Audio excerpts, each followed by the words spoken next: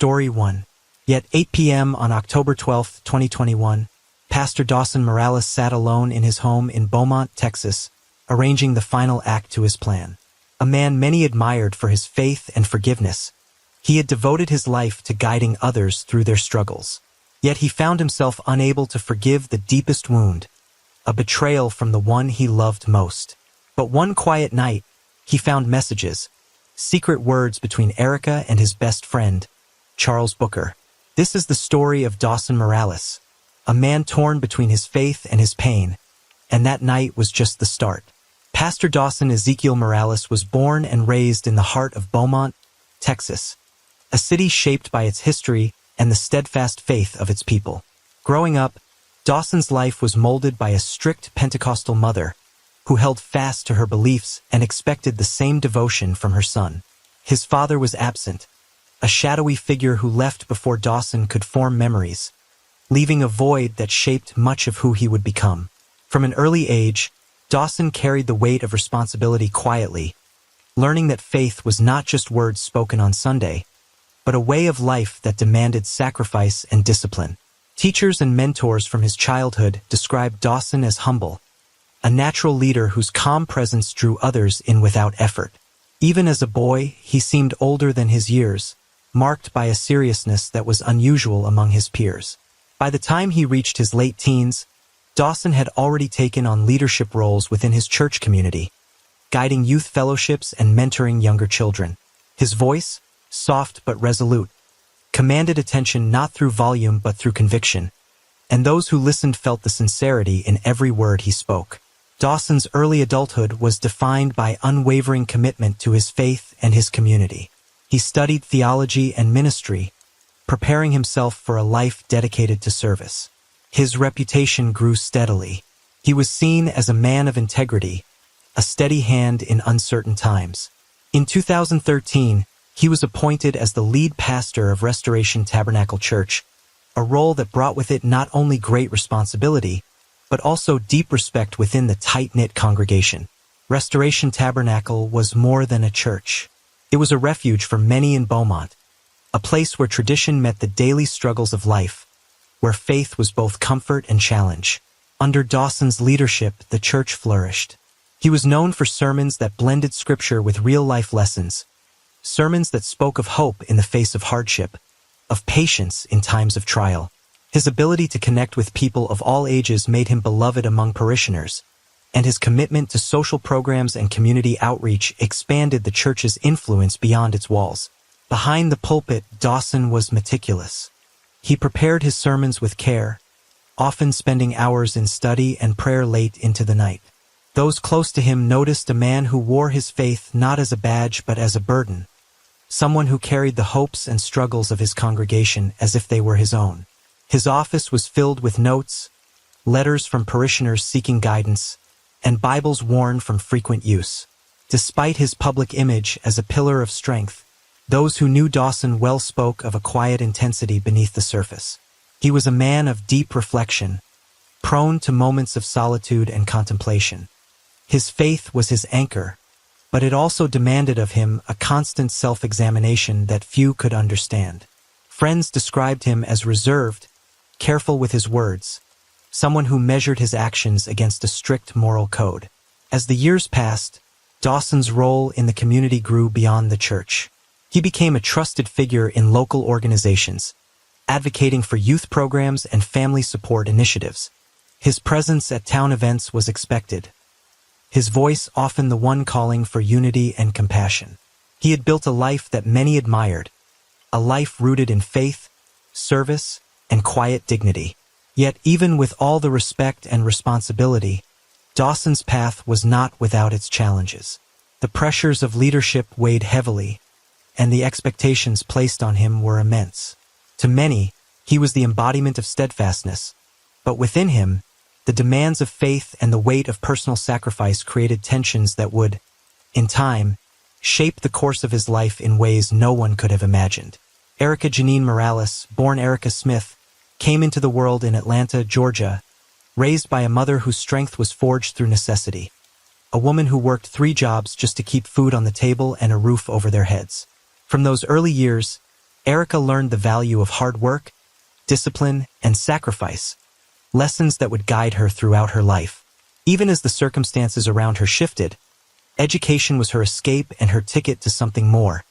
And when she earned a scholarship to Howard University, it was a moment that carried both pride and the weight of expectation. After graduating, Erica moved to Texas, drawn by an opportunity at Pioneer Equity Capital, a firm known for its competitive atmosphere and high stakes. In the world of finance, she was known for her calm precision, the kind of professionalism that demanded respect and commanded attention without ever needing to raise her voice. Erica was a strategist, a problem solver, someone who approached each challenge with careful planning and controlled determination. To her colleagues, she was reliable and focused, but those who looked closer noticed something else: a distance, a guardedness that kept her from fully opening up to anyone. Erica met Dawson Morales at a women's retreat in Houston, an event meant to inspire and connect, where faith and fellowship intertwined. The chemistry between them was immediate, magnetic even, but their connection, though passionate in moments, was tempered by the pressures each carried. Dawson's world was one of spiritual devotion and community leadership, while Erica's revolved around deadlines and corporate boardrooms. They married in 2015, a union that seemed, to outsiders, to be a perfect balance of faith and ambition. Yet beneath the surface, their relationship carried tensions that were often unspoken. Erica's role as the primary provider put strain on their marriage in subtle ways. She was often away for work, traveling to meetings in Dallas and beyond, while Dawson remained anchored in the church. The absence of children after several years of marriage was a quiet but persistent shadow. Multiple attempts at in vitro fertilization had failed, and while they never spoke openly about it, those struggles weighed heavily on both of them, creating a distance that neither found easy to bridge. Within Erica, there was a constant push to maintain control over her career, her emotions, her life, and the expectations she faced were immense. Success came with sacrifices, and the careful balance she maintained between her demanding job and her personal life left little room for vulnerability. Friends described her as composed and intelligent, but also as someone who held back, a woman who guarded her feelings tightly and revealed only what she wanted the world to see. As Erica settled into her life in Texas, her presence at Restoration Tabernacle Church was consistent but measured. She attended services, supported the community, and fulfilled the role expected of her as the pastor's wife. But there was a sense that much of who she was remained private, locked behind a composed exterior. The pressures she faced, the demands of her job, the strains of marriage, the yearning for a family that remained out of reach, added layers to her story that few understood. This was a woman caught between worlds, the corporate grind and the spiritual refuge of the church, between personal dreams and public expectations, between the desire to be seen and the need to remain guarded. And within those tensions, cracks were beginning to form, cracks that would widen with consequences neither she nor anyone else could have predicted. On April 17, 2021, Pastor Dawson Morales sat quietly in his bedroom, the soft glow of his phone screen illuminating the room as he watched an online sermon streamed through Instagram. The familiar voice of a well-known preacher filled the space, offering words of comfort and guidance. But Dawson's attention was pulled away the moment a message notification appeared. It was from Charles Booker, a name that had not crossed his mind in years. Charles, his best friend from high school, the one person who had once been closer than a brother, had reached out after nearly 2 decades of silence. They had been inseparable in their youth, bound by shared dreams and the promise of lifelong friendship. But when Charles left for college and later chased ambitions far from Texas, their paths diverged and the calls and messages stopped. Now, Charles was back in town and his message was simple but charged with meaning, a desire to reconnect. Dawson didn't hesitate. The invitation to a Thanksgiving service on Sunday, May 2, 2021, was sent without a second thought. A chance to bring the past and present together under the roof of Restoration Tabernacle Church. The idea of welcoming Charles back felt natural, a chance to rebuild a bond that had once been unbreakable.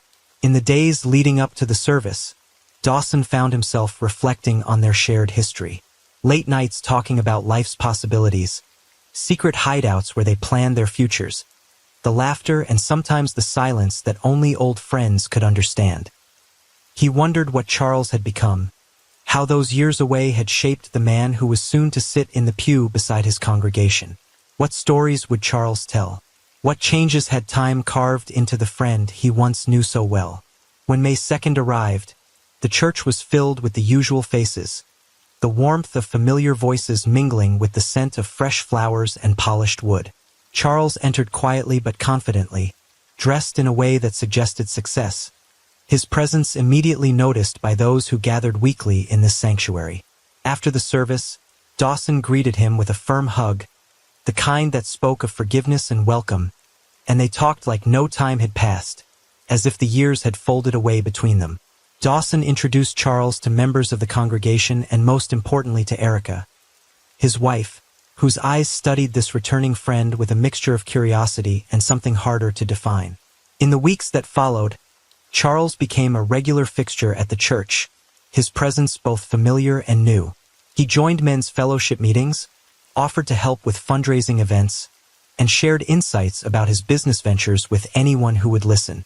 For many, he was a symbol of success, proof that someone from their community could make it beyond the borders of Beaumont and return with more than just stories. He returned with ambition, ideas, and a confidence that unsettled some and inspired others. As Charles settled back into town, Dawson felt a renewed sense of connection and purpose.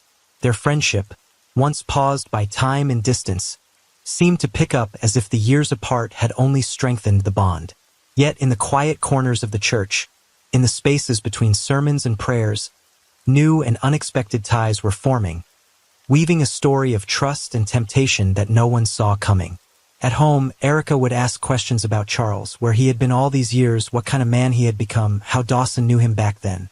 Dawson answered patiently, sharing stories of their youth, how inseparable they had been as boys growing up in Beaumont, recalling the late-night talks and the dreams they had shared before life pulled them apart. He noticed the way Erica's voice held a sharp edge of curiosity, a hunger for details that seemed more than casual, and for a moment, he wondered why she was so interested.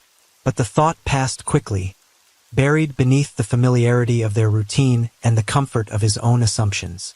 On the evening of September 24, 2021, a quiet moment in the Morales household changed everything. Erica had been running through the usual tasks of the day, checking emails, planning meetings, preparing for the next week, and when she stepped away to the bathroom, she left her phone on the counter, unlocked and glowing softly in the dim light. Dawson, passing through the room moments later, noticed the screen light up with new notifications. A notification from Charles, without fully thinking or perhaps unable to resist. He picked up the phone and began to scroll. At first, the messages seemed harmless, simple texts back and forth between Erica and Charles Booker. But as he read deeper, the words revealed something far more troubling. Love messages appeared, tender and secret, written with an intimacy that broke the foundation of trust.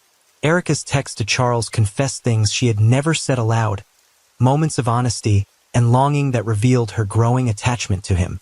She wrote about how much she enjoyed being around Charles, how his ambition and drive made her feel alive in ways she hadn't with Dawson. There were complaints too, thinly veiled criticisms about her husband, calling Dawson unambitious, a man content with a quiet life while she struggled to keep their world afloat. Charles's responses were equally revealing. Pet names slipped between sentences, a language meant for secrecy, affection wrapped in words no one else was supposed to read. Hidden rendezvous were planned, late-night meetings, quiet escapes from the eyes of the community and the church that held them both. There was a message that cut deeper than the rest, from Charles himself. When he preaches about loyalty, I wonder if he knows.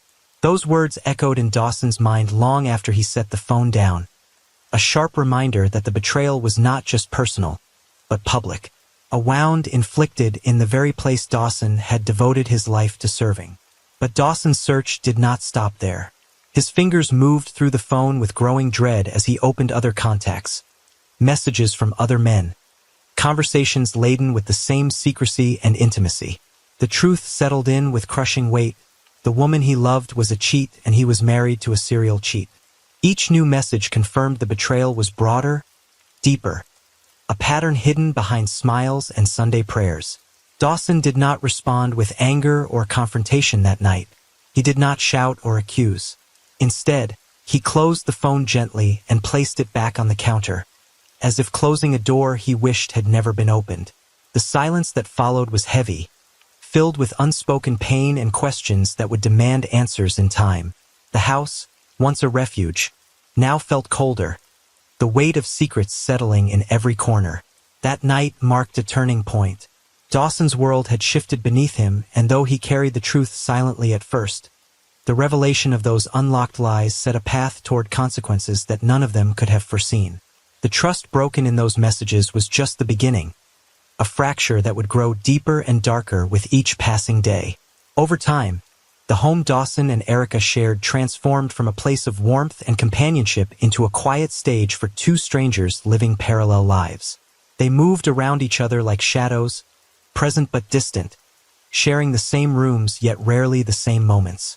Meals were often eaten in silence or on different schedules, their paths crossing only in passing with polite nods instead of conversations.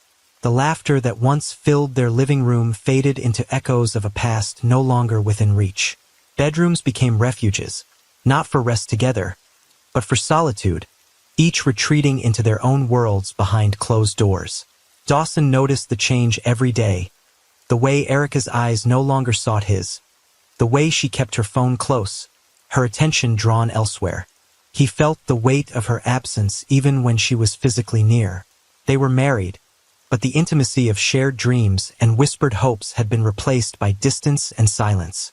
Each carried secrets behind quiet expressions, walls built not with bricks, but with unspoken hurts and unmet needs. In their own home, once a sanctuary, they had become strangers to one another, strangers sharing a life that no longer felt shared. Yet Dawson never broke the surface with questions or complaints. He held on to the facade of normalcy, keeping his observations to himself, watching and waiting from behind the mask of a devoted husband. He feigned ignorance, not because he was unaware, but because the truth he carried was heavier than words, and the moment to confront it had not yet come. In the spaces between them, the cracks widened silently, and the distance grew into something neither could ignore for much longer. In subsequent Sundays, Dawson Morales' Sunday sermons took on a different tone, one that was careful, measured, but laced with a quiet intensity that did not go unnoticed by his congregation. He spoke often of faithfulness, of loyalty, and of the heavy consequences of betrayal, but he never named names. Instead, he chose his words with precision, weaving scripture into his messages in a way that was both familiar and deeply pointed. One verse he returned to again and again was from 1 Thessalonians 5:22. Each Sunday, Dawson's voice carried that verse with a weight beyond the words themselves, as if urging the congregation to look inward and consider the hidden sins that often go unspoken. His tone was never harsh. It was the quiet sting of someone who knew more than they said, and who wanted those around him to feel the weight of their own choices. The sermons became a battlefield of emotions, a subtle but powerful attack on guilt and conscience. Those closest to him began to notice the change, not in anger, but in the way his eyes sometimes flickered with the pain that he held back, in the brief pauses that lingered longer than usual before he moved on. He wanted those who had wronged him to feel the pressure of his knowledge, to be confronted not with confrontation, but with the heavy burden of their own wrongdoing. It was a psychological test, a game played in plain sight. The church listened, some moved by the messages, others uneasy at the underlying tension. But none knew the full story, that behind the pulpit was a man wrestling with betrayal so profound it reshaped his faith and his purpose. Dawson was using the very words of Scripture to send a silent signal, a warning cloaked in holiness, a way to attack through emotion and conscience because the truth was still hidden from most. He found himself walking a path few would have imagined for a man of faith and leadership. Rather than confront Erica directly, he chose a different course, one that began in the shadows of the digital world. Using his knowledge of social media and technology, Dawson created a false identity, a carefully crafted persona named Jonathan Pierce. Jonathan was a mysterious investor, a man of means and influence who understood brilliance when he saw it. He was the kind of man who could offer freedom, support, and an escape, everything Erica seemed to be quietly craving. Through Instagram, Dawson, as Jonathan, reached out to Erica. His messages were thoughtful and encouraging, affirming her talents and promising to help her break free from the constraints she felt in her marriage. He sent stock tips, shared business advice, and spoke in a tone that was both reassuring and admiring. Jonathan was attentive and patient, the perfect listener, offering Erica an outlet for the frustrations she had hidden away. He told her that she deserved better, that someone saw her brilliance even if her husband did not. Erica, unaware of the true identity behind Jonathan Pierce, began to open up. She sent messages filled with hope and longing, confiding dreams she had never voiced aloud. The conversations quickly deepened, crossing the boundary from professional to personal. Erica sent photos, intimate and vulnerable, images meant only for someone she trusted, someone who made her feel seen in ways she had not for a long time. Each message, each photo pulled her further into the web that Jonathan was weaving. As trust grew, so did Erica's willingness to believe in this new connection. Jonathan spoke of opportunities, promising to invest in her ideas and help her build a future independent of Dawson. She began moving money, first small amounts then larger sums, from joint accounts and her personal savings to fund what Jonathan described as a promising startup venture. Over time, she drained nearly $88,000, wiring funds under the belief that she was investing in a real opportunity, one that could finally give her the life she dreamed of. Throughout it all, Dawson remained silent in the real world. His silence was not a sign of weakness, but of calculation. Behind the mask of Jonathan Pierce, he was in control, shaping the narrative, watching the pieces fall into place. It was a game of patience and deception, a slow unraveling of the life Erica thought she had built. The very woman who had betrayed him was now being drawn into a trap of her own making. October 12, 2021, at precisely 8 p.m., Dawson Morales set into motion the final act of a plan long in the making. The evening was quiet, unremarkable to any observer. A birthday dinner held at the family home, just the three of them, Dawson, his wife Erica, and Charles Booker. Dawson had told Erica he would manage everything, knowing she was tied up at work and trusting his words without hesitation. Charles arrived separately, adding an air of casual normalcy to the gathering, masking the dark purpose behind the night's facade. The house was softly lit, the table carefully set, and the air held a stillness that only heightened the tension beneath the surface. Dawson poured the special non-alcoholic fruit wine, sweet, fragrant, and deceptive, and filled their glasses. There was little conversation that night. Words were sparse, smiles faint, but practiced. Dawson raised his glass with a calm that concealed the storm within and said, "Cheers." The gentle clink of glasses echoed through the quiet room. They drank. That moment, the simple act of drinking from their glasses, would be the last clear memory for Erica and Charles. Within minutes, the sedative began to take hold, its slow but relentless pull drawing their eyelids down and their limbs heavy. A fog crept into their minds, blurring the edges of reality until they surrendered to sleep, unaware of the fate awaiting them. Dawson watched silently as they succumbed, his expression unreadable. With steady hands, he lifted Erica's limp form, carrying her with a weight that went beyond the physical. Charles followed, equally unconscious, folded carefully into his arms. The house, once filled with light and warmth, now felt cold and empty. He loaded them into his car under the cloak of darkness. The engines hummed, the only sound accompanying the drive. The route was familiar, deliberate, heading back to the church, the very place where his faith had once been a beacon of hope and community. The building stood quiet in the night, its doors locked, but the shadows welcoming. Inside the sanctuary, Dawson moved with purpose. He carried Erica and Charles to the altar, the place where sermons were preached and prayers were whispered. Here, the lines between sanctuary and trap blurred. He prepared the ropes, his hands steady, as the weight of his actions pressed down. He hung them, side by side. He placed their bodies where once hope and love had been spoken of from the pulpit. The final act was merciless yet methodical. a grim punctuation to the chapters of betrayal and despair. Hanging in silence beneath the high beams, their bodies became a chilling testament to a man broken by deception and driven to a devastating conclusion. The church, once a place of solace, became the scene of an unimaginable ending, where trust was severed and the past met its dark reckoning.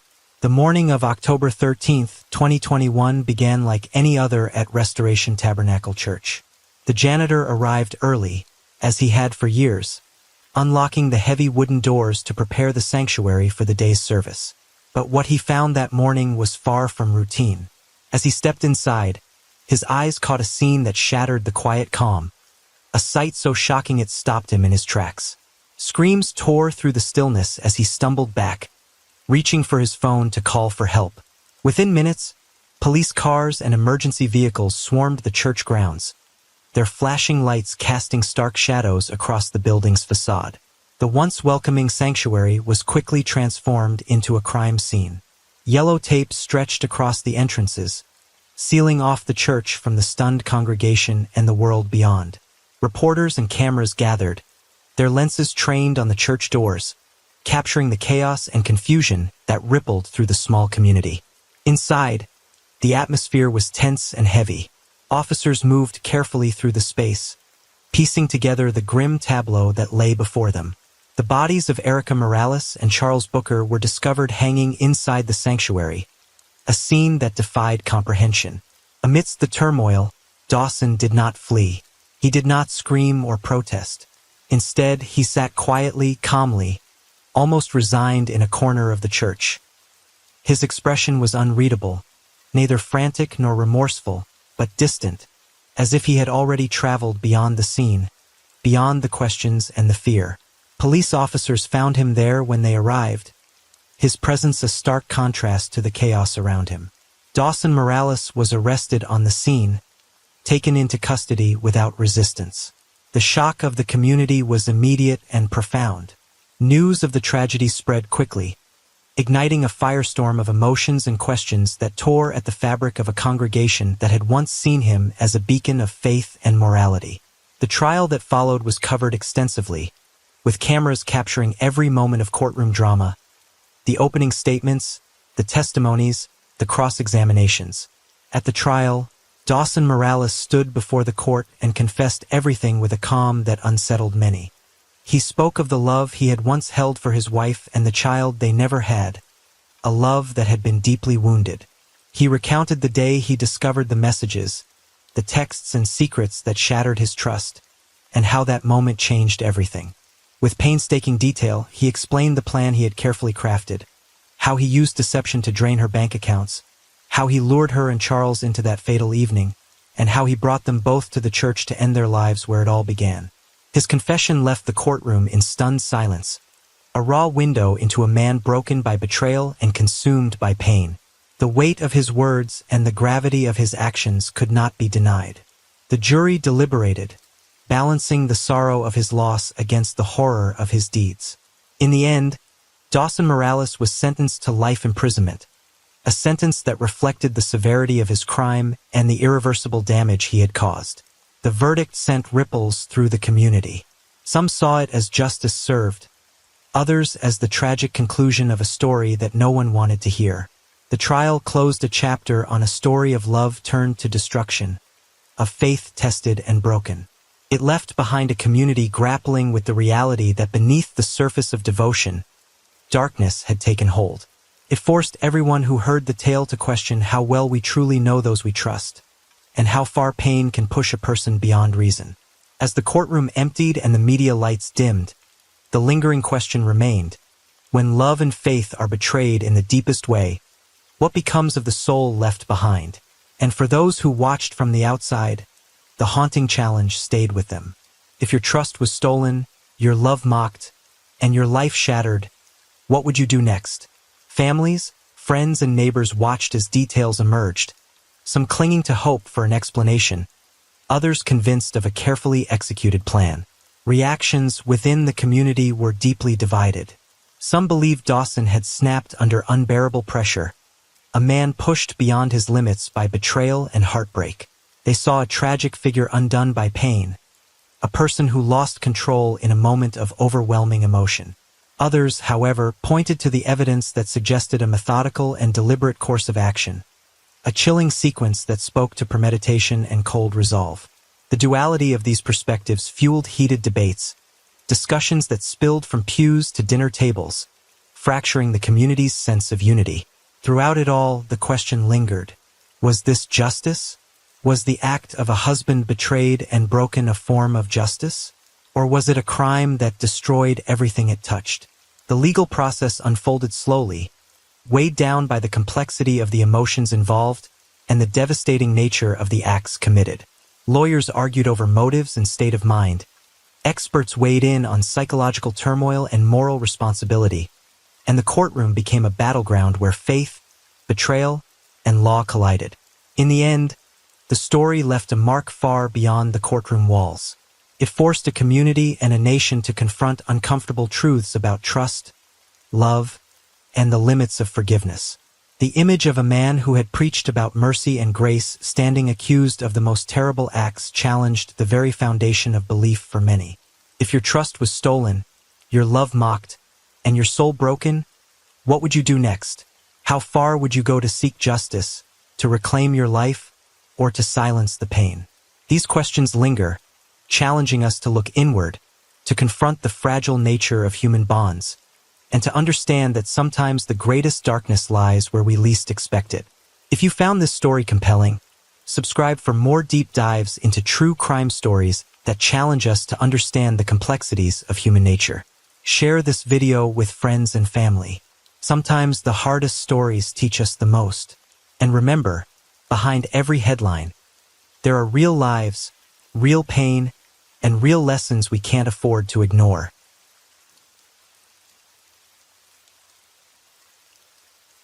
Story 2. She believed no man could ever trick her. A strong woman, smart and careful, Maya Thompson had spent years building a life of respect and power as a judge in Miami, Florida. She thought she was safe, unbreakable. Her courtroom was her world, and she trusted only what she could see and control. But deep inside, Maya felt alone. She had no husband, no children, just quiet nights filled with empty hopes. Then one day in early 2020, everything changed.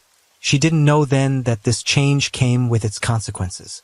How did a woman so careful, so strong, lose everything to a stranger she thought she could trust? What happened next would change her life forever. Stay with us. Judge Maya Thompson's story begins far from the courtroom, in a grand home nestled in one of Miami's most prestigious neighborhoods. Born into a family where success was not just expected but celebrated, Maya was the only daughter of two of the city's most accomplished lawyers.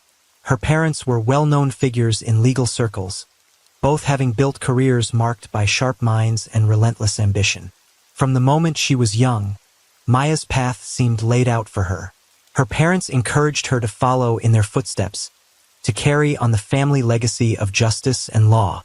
The pressure was there, but so was the opportunity.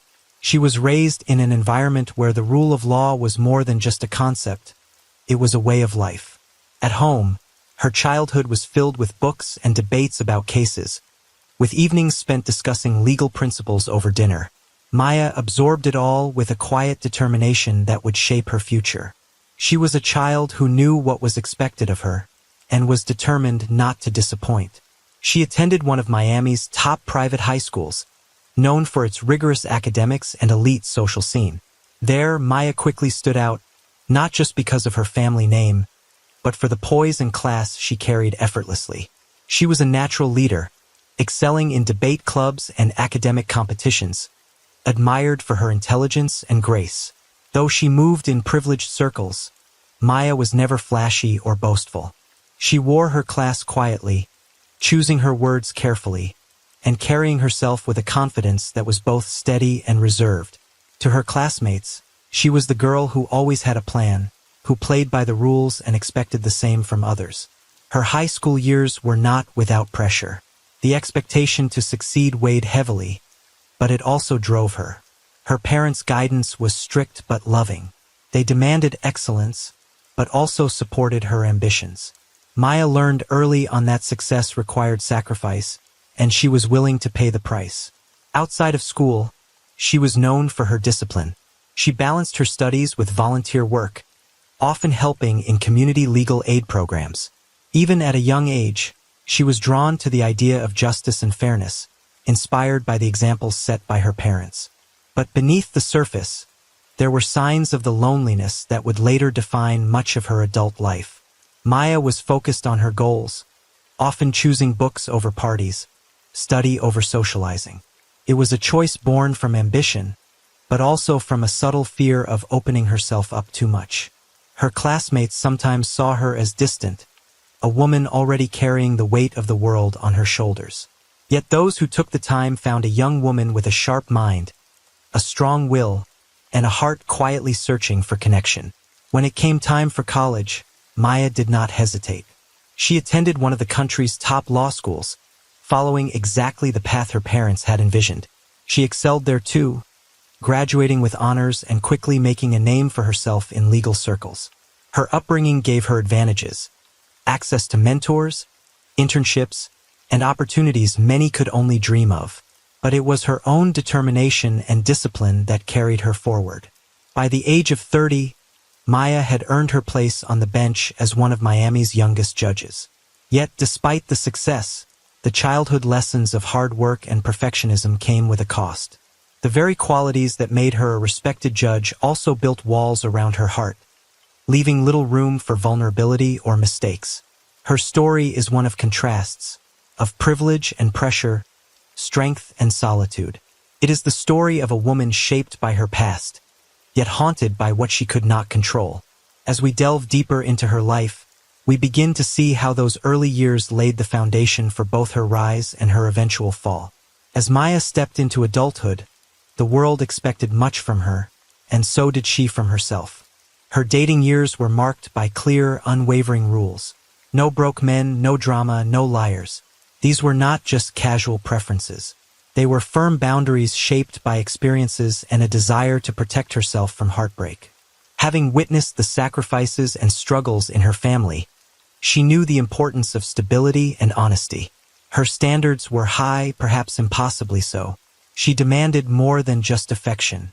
She wanted respect, reliability, and a partnership built on truth. For Maya, love wasn't something to be taken lightly.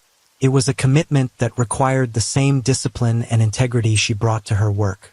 She was haunted by a quiet question: how could someone so successful, so admired, remain so alone? The very qualities that made her a formidable judge, the sharp mind, the guarded heart, also made it hard to let others in. Each failed relationship, each missed chance at love, added another layer of isolation. Maya's solitude was compounded by a deep sense of shame she kept hidden.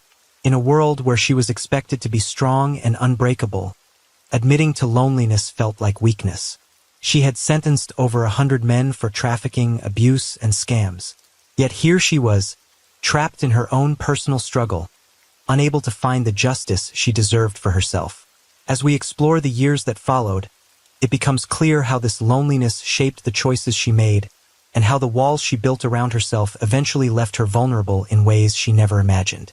Cairo Davis was 26 years old, a man whose charm and street smarts a far more calculated and dangerous reality. Born and raised in Atlanta, Georgia, his early years were shaped by instability and hardship. Growing up in a broken home, Cairo learned early how to navigate a world that offered little kindness. His father was absent, and his mother struggled to keep the family together. Survival became his daily lesson, and the streets became his school. Cairo Davis watched the world of wealth and comfort from a distance, a world he envied but could never truly enter. Growing up in Atlanta's tougher neighborhoods, he saw luxury as something out of reach, reserved for others. The expensive cars, the upscale condos, the polished lifestyles were all symbols of a success that he craved but could not afford. Yet, instead of walking a straight path to earn that life, Cairo chose a different route. He decided to fake it. From the beginning, he understood the power of appearances. In the digital age, perception often becomes reality, and Cairo mastered the art of crafting an image that hid the truth of his circumstances. His social media profiles were filled with images meant to impress: Photos showing him in designer clothes, posing with flashy cars, sharing motivational quotes that suggested he was a man on the rise. But behind those images was a starkly different reality. Cairo had no steady income, no career, and no plan for genuine success. Instead, he relied on manipulation and deceit to create the illusion of wealth and status. This false identity was a key to unlocking doors that would otherwise remain closed. It allowed him to gain the trust of women who had the financial means he lacked and who longed for connection and security. Faking wealth became not just a choice but a survival strategy. It was a carefully constructed mask, one that drew in victims and protected him from exposure. Cairo knew exactly how to use this illusion to his advantage, weaving fantasies that promised more than he could ever deliver, but that was enough to keep his targets hooked. He honed skills that would prove far more valuable in the shadows. He became a con artist, adept at online manipulation, weaving webs of lies with ease. His social media was carefully curated, a mix of shirtless photos that showed off a confident, attractive young man, gospel quotes meant to inspire, and fake motivation posts designed to appeal to a very specific audience. Thousands followed him, mostly middle-aged women searching for hope, connection, and meaning. But behind the polished online persona, Cairo was a recruiter for a trafficking ring, a criminal network that preyed on wealthy, lonely women over the age of 40. Cairo crossed paths with a recruiter who promised more than just quick cash. This recruiter offered power, protection, and a way out of his dead-end life, a role within a larger, organized trafficking ring that operated quietly but ruthlessly. The recruiter saw potential in Cairo, his charm, his street smarts, and his ability to manipulate others. He was trained in the dark art of grooming victims, how to build trust, create emotional dependence, and use lies to control. Over time, Cairo became an expert recruiter, targeting wealthy, lonely women who could be exploited for profit. Joining the ring gave Cairo what he wanted: money, status, and a dangerous sense of control. But it also sealed his fate, binding him to a life of deception and crime from which there was no easy escape. Within the group, Cairo was known as the Wolf. He specialized in emotional manipulation, a predator who understood the vulnerabilities of his victims and how to exploit them for maximum gain. Every target was studied carefully, their lives and desires mapped out like a blueprint. He spun stories of military service, painting himself as a Navy veteran.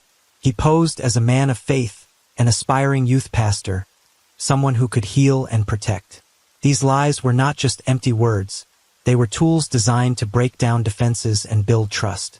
Yet beneath the surface was a calculated mind, always planning the next move, always focused on what he could take. His charm was a mask, his kindness a weapon. Every relationship was a con, every promise a lie. March 3rd, 2020. That evening, Maya sat quietly, scrolling through Instagram. Her eyes lingered on wedding videos, brides and grooms smiling, friends cheering, promises of love and forever. Scenes filled with joy and connection that felt far from her own reality.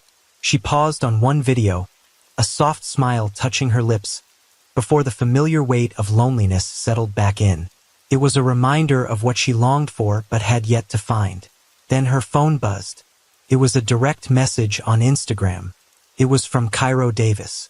She would have ignored the message. After all, she had received similar messages in the past. Messages filled with empty flattery and false promises. But the part of her that had grown tired of waiting leaned in, curious.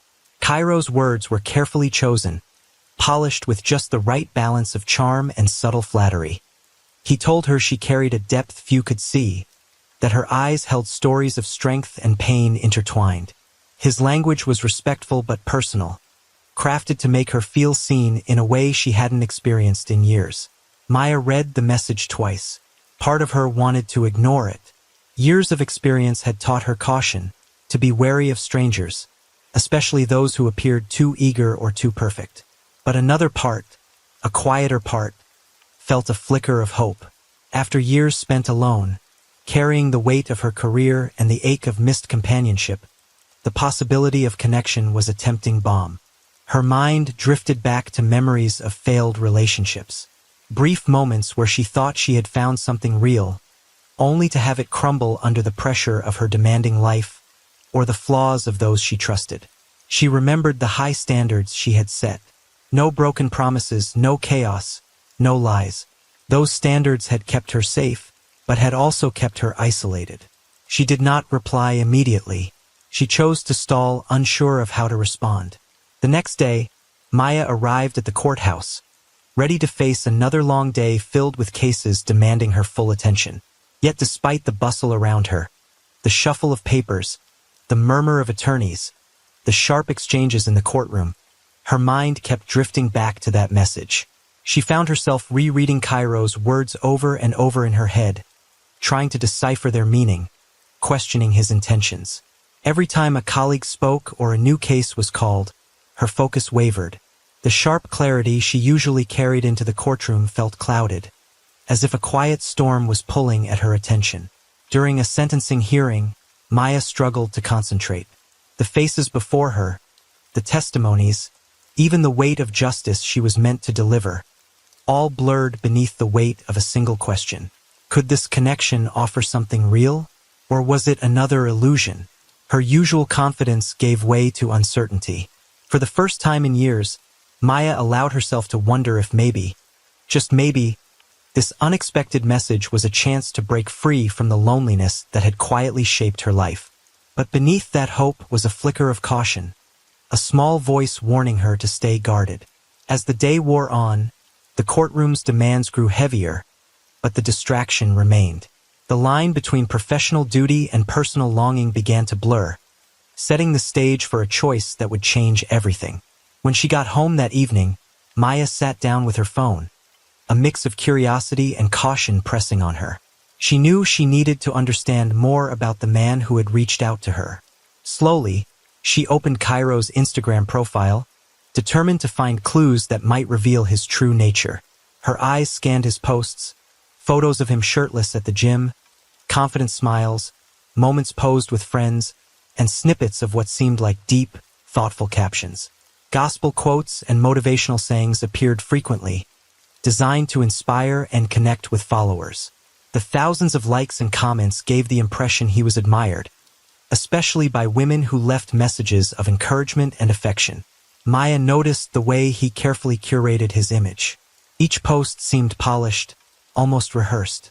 She paused on a video where he spoke about faith and resilience, his voice calm and sincere, or so it seemed. She scrolled further, looking for inconsistencies or anything that might feel off, but everything appeared too perfect, too intentional. Still, a small part of her hesitated. Was this the genuine man behind the screen, or just another carefully crafted persona?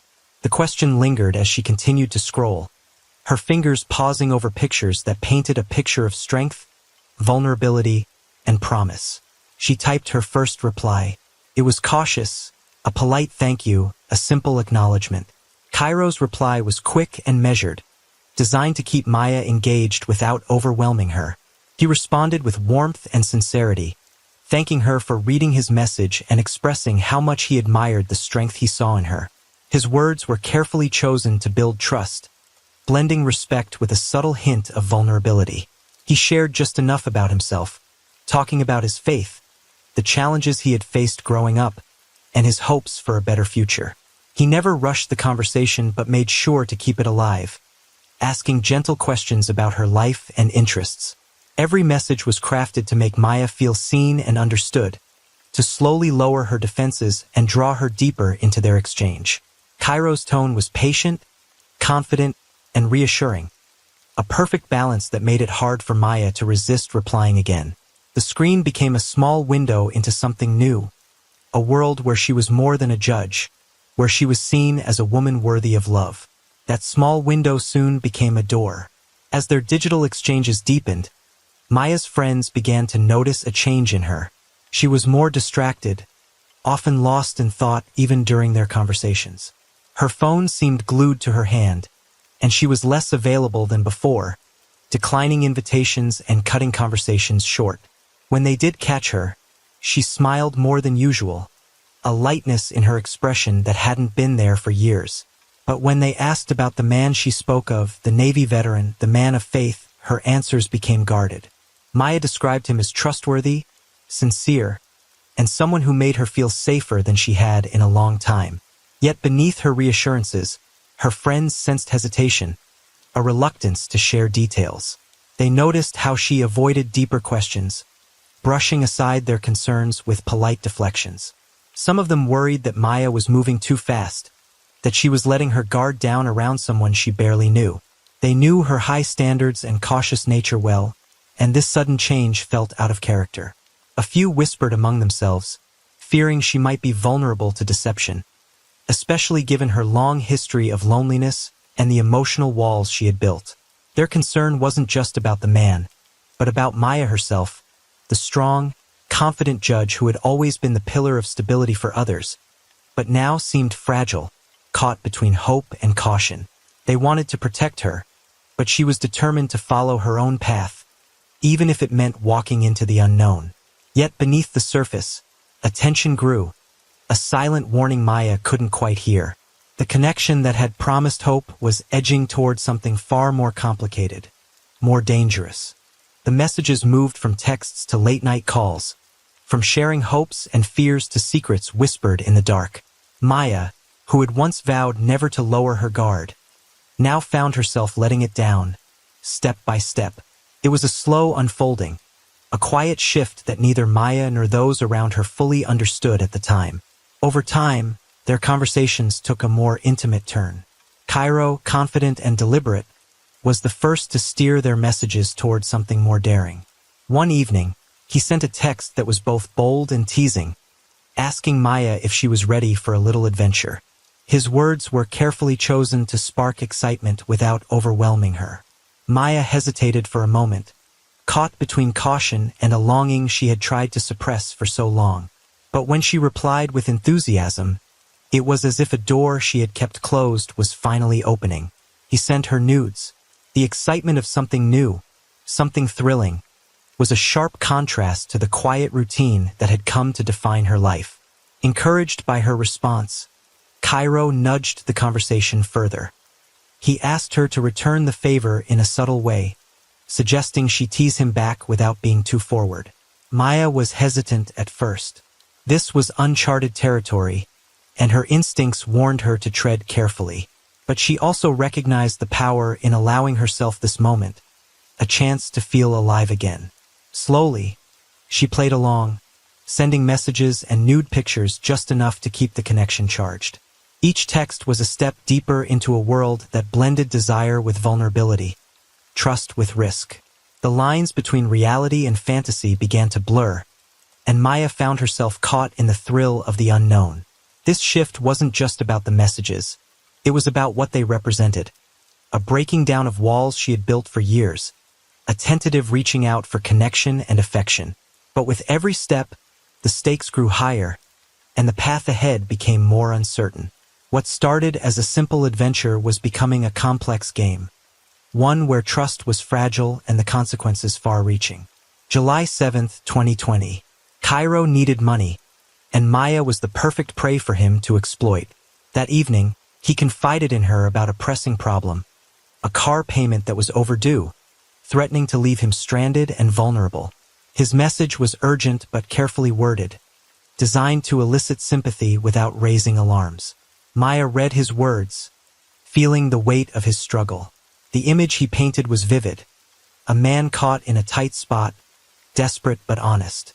She hesitated, the familiar voice of caution whispering in her mind. Yet beneath that caution was a deeper yearning to help, to be needed, to be part of something beyond the loneliness she had carried for so long. 2 weeks later, another message came. This time, it was a plea for help, a desperate story about a sick cousin who needed surgery urgently. Cairo's words were filled with emotion and urgency, painting a picture of a family on the brink, a life hanging in the balance. The amount he asked for was even more, $3,000, a sum that would weigh heavily on anyone's mind. Maya read the message slowly, the gravity of the situation sinking in. She felt the ache of compassion, the pull to do what was right, to help when it mattered most.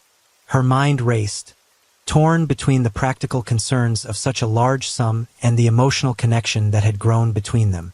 If I don't help, what will happen? She wondered. Can I live with turning away now? Yet beneath the surface, a quiet voice whispered caution. What if this is a mistake? But that voice was fading, drowned out by the hope that someone, finally, was counting on her. Maya's days grew consumed by thoughts of Cairo. Each text, each call became a lifeline in a world that had felt empty for so long. The courthouse, the courtroom, the endless cases, they all faded into the background as her emotional energy poured into this relationship. When Cairo told Maya he wanted to come to Miami, she said bills on her. A wave of joy washed over her like sunlight, breaking through a long, cloudy day. For years, she had dreamed of this moment, a chance to move their connection beyond the glow of a screen and into the warmth of real life. The thought that he would be near, walking beside her, sharing her world, filled her with hope she hadn't felt in a long time.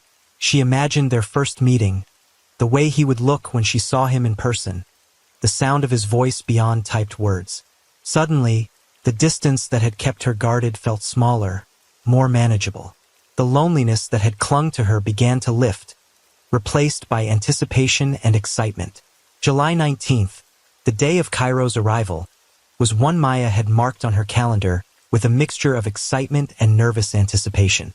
She had flown him in from Atlanta, arranging every detail carefully, from the flight times to the small, welcome gift she planned to give him.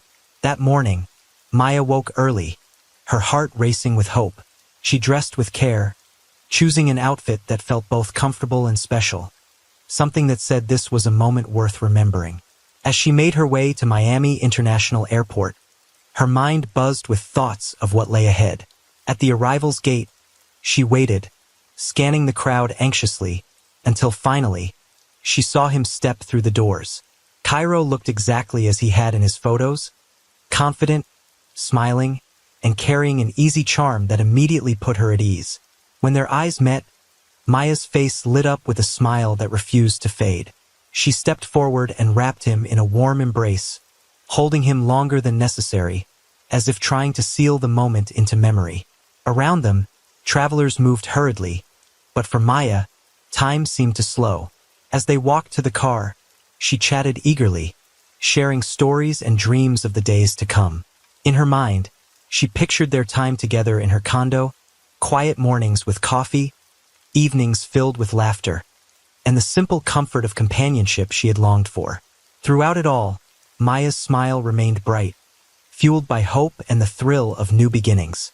But beneath that joy, a quiet part of her wondered if this moment was everything she had imagined, or the start of something far more complicated. Their first stop after the airport was an exclusive restaurant, an elegant place Maya had chosen carefully, one that spoke of celebration and new beginnings. She had invited a few close friends, eager to introduce Cairo as someone special, someone she wanted them to meet and accept.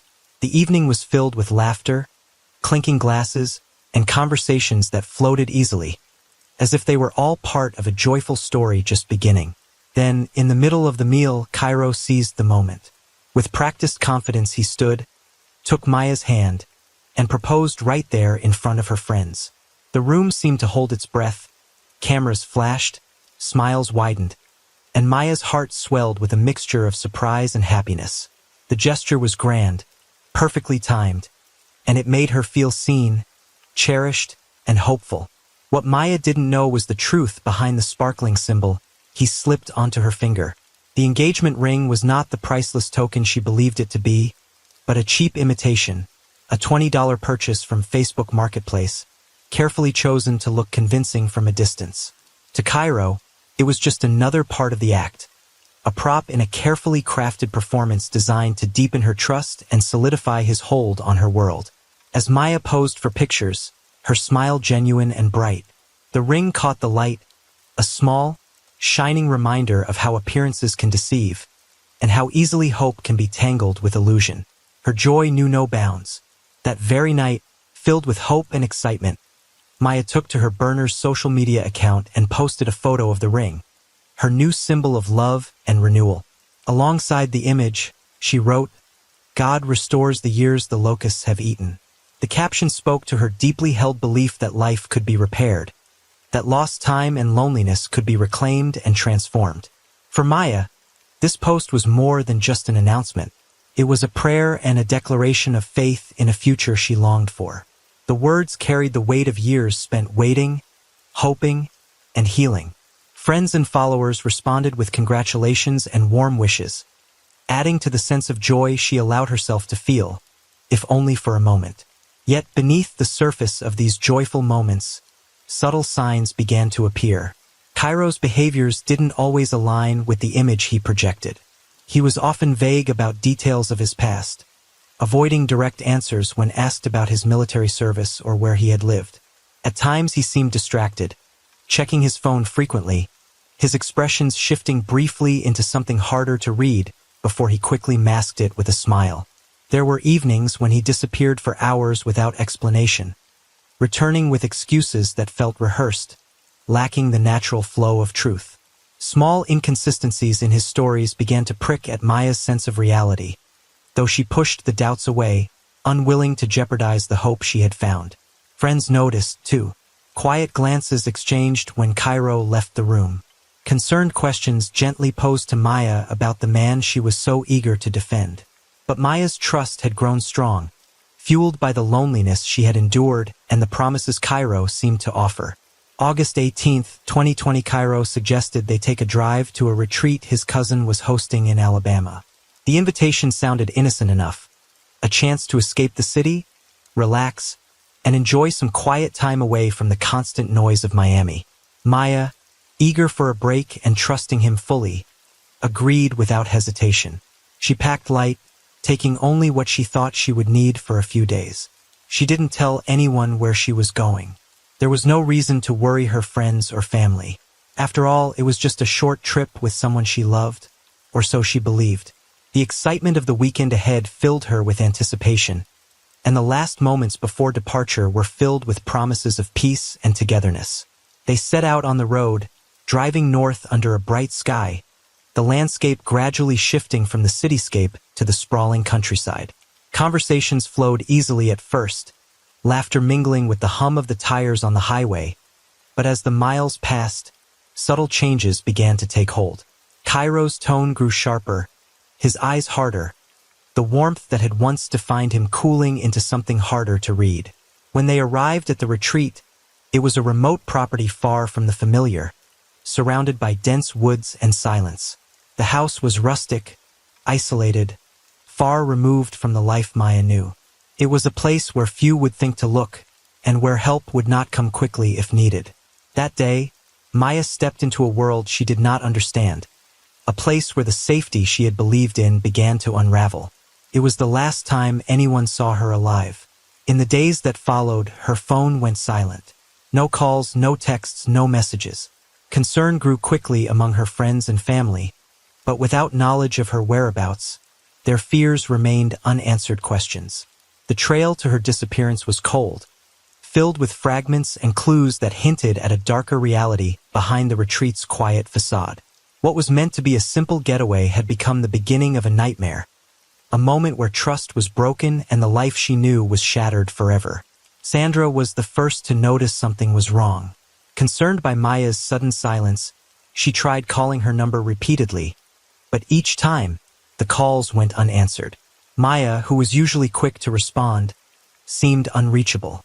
Days passed with no reply, and Sandra checked Maya's social media accounts, only to find no new activity, no posts, no messages, nothing that suggested she was okay.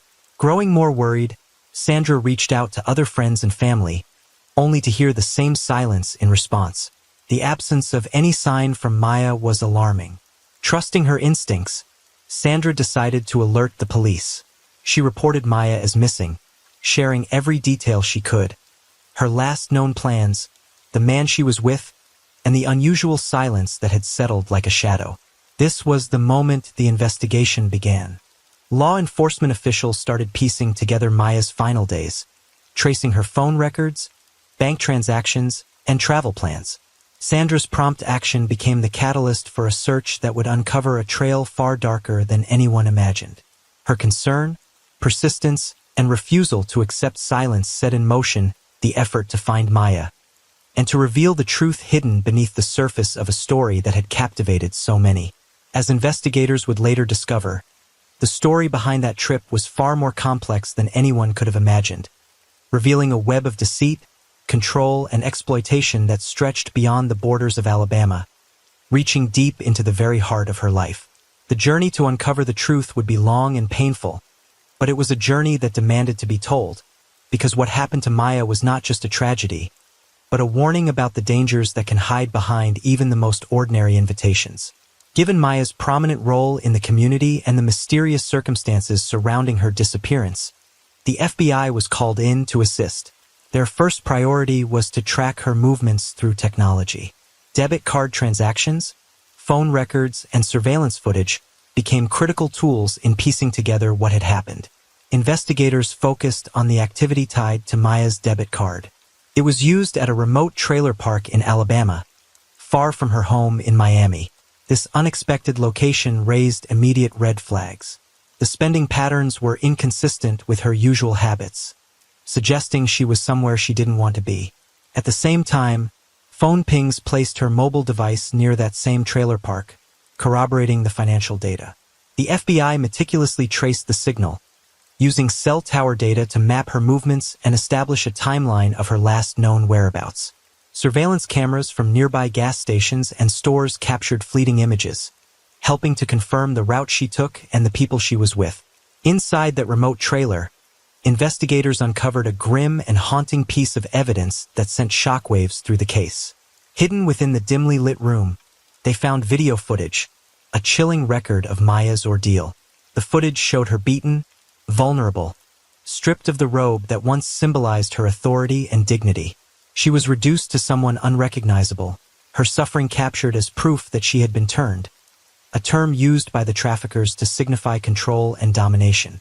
This video was not just evidence, it was a weapon. The traffickers had sold it for $5,000 to a buyer on a notorious darknet forum, a shadowy marketplace where human lives were traded like commodities. The sale of the footage was a brutal reminder of the cold, calculated nature of the operation Maya had fallen victim to. By the time the authorities found the trailer and the disturbing video, Cairo was already gone. He had vanished, slipping away like a ghost, leaving behind the destruction he had wrought. The man who had charmed Maya, gained her trust and promised love, had instead led her into a nightmare from which she could not escape. Meanwhile, family and friends provided emotional testimony that painted a fuller picture of Maya's life and the changes that had occurred in the weeks leading up to her disappearance. They spoke of the joy she had shown when Cairo arrived, of the cautious optimism that had filled her conversations. Yet they also described her growing distraction, her reluctance to share details, and the subtle shifts that hinted at underlying tension. These accounts were raw and heartfelt, revealing a woman torn between hope and fear, a woman caught between the public strength she displayed and the private vulnerabilities she tried to hide. Loved ones recounted their last conversations with her, the goodbyes that now felt painfully incomplete. Investigators delved deeper into Cairo's past. A disturbing pattern emerged. They uncovered that he was not acting alone, but was part of a larger trafficking ring based out of Georgia. This network specialized in targeting educated, lonely women over the age of 40, women who, like Maya, often had substantial financial resources, established reputations, and few close family ties to protect them. Within the ring, Maya had been given a chilling nickname, the Goldfish. The name reflected how valuable she was to the traffickers, not just because of her money, but because her isolation made her vulnerable. She was seen as the perfect target, someone who could be manipulated and controlled without immediate suspicion. The realization that Maya was one of many victims in this cruel system added a new urgency to the case. It became clear that dismantling the ring and bringing its members to justice was not only about seeking justice for her, but about stopping a dangerous network that was still active and causing harm. Cairo was declared wanted shortly after the disturbing discoveries came to light. Authorities issued alerts across state lines, alerting law enforcement agencies and the public to be on the lookout for him. The man who had vanished from Miami was now a fugitive, carrying with him the weight of serious charges. 3 weeks later, the break in the case came. Cairo was caught in Texas, far from Miami and Alabama, where the initial crimes had unfolded. Surveillance footage captured him using Maya's stolen credit card to purchase gold chains, a flashy display that stood in stark contrast to the desperate life he had claimed to live. His arrest was swift, a culmination of tireless efforts by multiple agencies tracking his movements and financial transactions. The moment Cairo was arrested, the police moved swiftly to charge him. There was no delay. He was brought before the court and the trial began almost immediately. From the start, the defense team sought to minimize his role, painting him not as a cold-hearted trafficker, but as a petty thief, a scammer, and a criminal who had made poor choices. They argued that Cairo was simply taking advantage of opportunities, twisting truths for survival rather than orchestrating a grand scheme.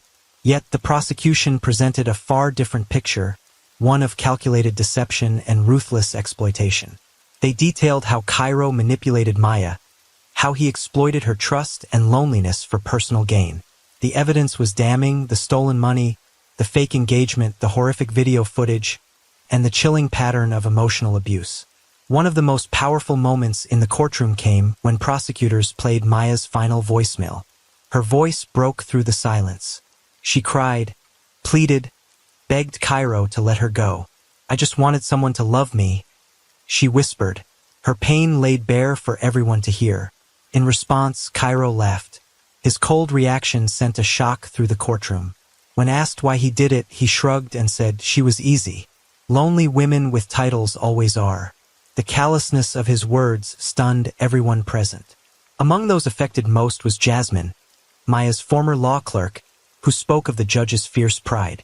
She used to brag that no man could ever trick her. Jasmine said quietly, but in the end she was wrong, dead wrong.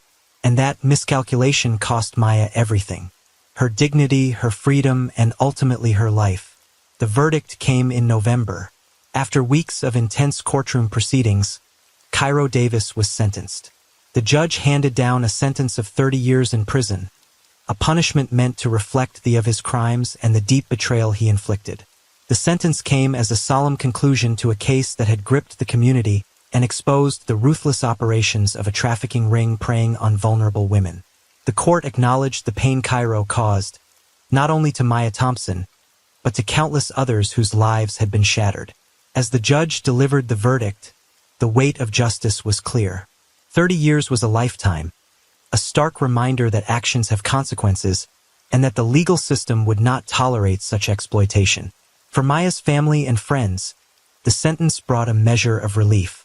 Though it could never undo the damage, it was a step toward accountability and closure.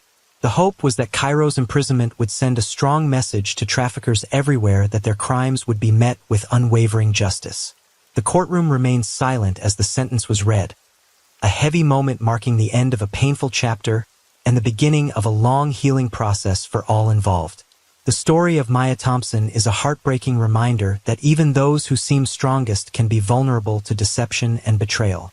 Her life, a testament to justice, strength, and resilience, was stolen by a calculated web of lies and exploitation. As we remember Maya, we also honor the countless others affected by human trafficking, a cruel reality that continues to haunt communities across the nation. This case challenges us to remain vigilant, to look beyond appearances, and to support those who may be silently suffering. It is a call to action for awareness, prevention, and justice.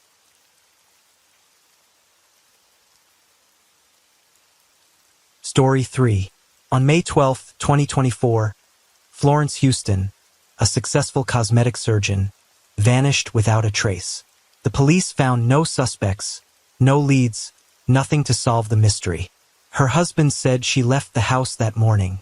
Their daughter stood by his side. But beneath the silence, a chilling truth was waiting to surface.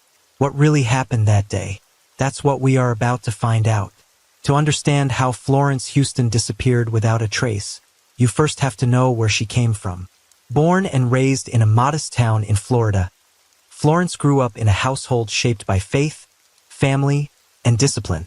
Her father was the pastor of a small church, a man whose presence filled the room with authority and whose expectations were clear and firm. Life in the Houston home was built around structure, early mornings, church services, family dinners, and unwavering rules. Florence was expected to obey without question. No dating before the age of 20, strict curfews, a focus on education, and a deep commitment to their Christian beliefs. For Florence, these rules felt like a heavy burden, but also a roadmap designed to protect and guide her through a complex world.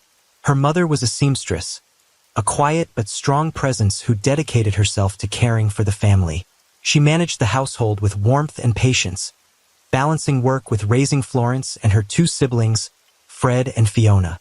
Though the family wasn't wealthy, they always had enough to eat and a roof over their heads. The bond between the siblings was close, built on shared experiences in a home where love was steady but discipline was strict. Florence's mother, despite the challenges, instilled in her children a sense of compassion and resilience. It was this foundation of faith and family that carried Florence through the toughest times. But like all teenagers, Florence found the rules hard to follow. In her senior year of high school, her life took a turn when she met Drake Scott. He was a boy from the community, someone who seemed to offer an escape from the rigid confines of her upbringing. Their relationship was a secret, kept away from the watchful eyes of her family and church. What began as young love soon led to a life-changing moment. Florence became pregnant. When she told Drake, he denied the relationship and disappeared from her life without a trace. This left Florence to face the reality of teenage motherhood alone, carrying a heavy weight few could understand. Her family's reaction was a mixture of disappointment and fierce protection. Her father's anger was sharp, a reflection of both faith and fear for what the future might hold. But her mother and siblings stood by her side, offering quiet support and care during her pregnancy. Though whispers and judgment from the community followed, Florence was wrapped in the love of her family, even as the world around her seemed less forgiving. Stephanie was born into a household where faith was both a comfort and a strict guide, where love was abundant, but struggles were real. From that moment on, Florence's life became a balancing act. She was no longer just a young woman chasing dreams. She was a mother with a responsibility far beyond her years. The challenges were immediate and unrelenting. Financial hardships, societal stigma, and the daily demands of raising a child while trying to build a future. Yet Florence refused to let the circumstances define her or Stephanie's life. Instead, she made a promise to herself and her daughter to rise above the setbacks and create a better tomorrow. Education became her refuge and her weapon. Florence threw herself into her studies with relentless determination, knowing every late night, every sacrifice, brought her closer to a future she could control. The road was difficult. Juggling motherhood and academics was exhausting and sometimes overwhelming. But Florence kept moving forward. Stephanie's well-being was her motivation, her anchor through every hardship. 3 years later, Florence's father passed away. His death was a devastating blow, removing the steady hand that had guided their family for so long. The loss left a void that was deeply felt by Florence, her mother, and her siblings. Yet even in grief, Florence pushed forward, leaning on her mother and siblings for support. Together, they navigated the pain, and Florence's determination grew stronger. She knew the future depended on her strength and their unity. After years of hard work, Florence achieved her goal. She graduated from medical school and became a certified plastic surgeon. Specializing in breast and buttock augmentation, she quickly gained recognition for her skill and professionalism. Clients traveled from across the country and even overseas seeking her expertise. Her reputation grew alongside her success, and with the rise of social media, Florence became a familiar face beyond the operating room. She even hosted a television show focused on cosmetic surgery, further establishing her place in her field. Despite her professional accomplishments, Florence's heart was always with Stephanie. Their bond was deep and unwavering, forged through years of shared sacrifice and love. Florence worked tirelessly to create a stable and comfortable life for her daughter, shielding her from the hardships she had endured. She wanted Stephanie to grow up with opportunities Florence never had, free from judgment and full of possibility. Florence's story is one of strength and resilience. From a childhood of faith and strict rules, through the trials of teenage motherhood, to becoming a successful surgeon and devoted mother, she carved a path defined by grit and love. But even with all she had built, a quiet longing remained. Stephanie's desire for a father and sibling, a wish that would soon lead Florence to open her heart in ways she hadn't imagined. Stephanie's longing for a father and a sibling was a quiet ache that grew louder with every passing year. At school, her friends would casually mention the gifts their dads had given them, like new shoes, tickets to games, birthday surprises. Stephanie listened but rarely spoke up. She didn't have those stories. The absence of a father in her life was a hole she wished could be filled, and the hope for a brother or sister was her way of dreaming of a family, complete with love and shared memories. These innocent desires settled deep in Florence's heart, pulling at her in ways she hadn't expected. It wasn't loneliness that drove Florence, but a mother's determination to give her daughter what she lacked, a family with a father's presence and the joy of siblings. Florence had many friends and connections over the years. She was a woman admired for her talent and success, surrounded by people who respected her, but her heart remained cautious. After the pain of her past, she wasn't looking for just any relationship.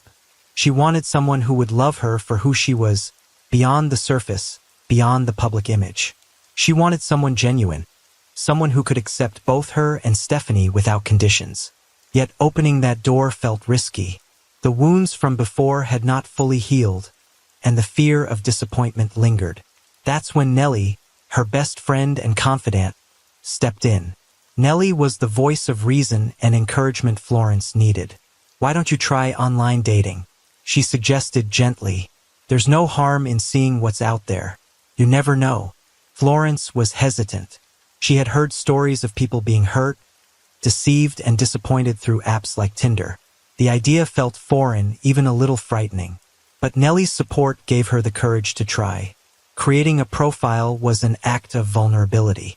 Florence selected a simple, genuine photo from a recent vacation, one that captured her relaxed and natural self.